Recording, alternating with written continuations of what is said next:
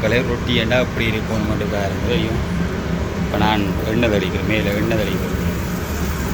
எண்ணெய் தடிச்சு போட்டு இப்படி திருப்பைக இப்படி பொன் கலரில் இருக்கும்.